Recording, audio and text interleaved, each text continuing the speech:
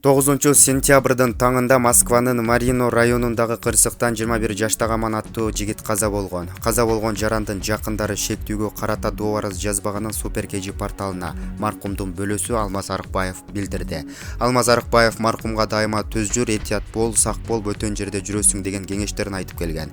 Маркум спорт менен машыккан, оңго солго баспаган бала экенин айтып буларга токтолду. Аман Орусияга иштейин деп келгенине 3 жылга чамалап калган. Бойго жеткен баланын жеке иштерине кийлигише ала албайт экенсиң.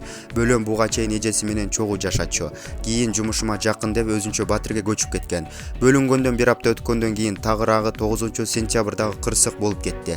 Окуяны видеодон көрдүм. Кырсыктын келип чыгышына эки жактын тең күнөөсү бар экен. Топ балдар жалгыз балага кол көтөрүп, ур тепкиге алышыптыр. Сабалган Бекжан дагы ачуусу менен унаасын айдап кетиптир.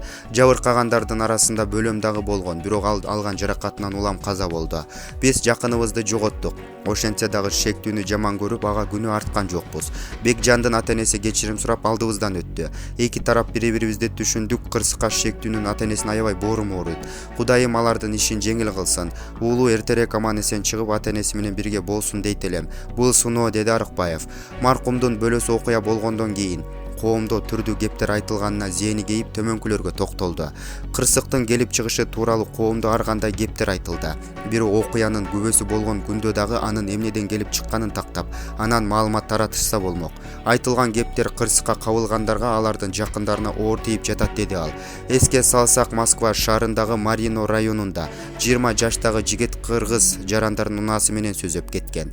Окуянын күбөлөрү күнөөлүү делген жигит кыргыз жаран экени айтылып, кырсык бир кызды талашкан эки жигиттин урушунан келип чыкканын айткан. Ал эми кырсыкка шектүү 2 айга камакка алынган. Булак Супер KG.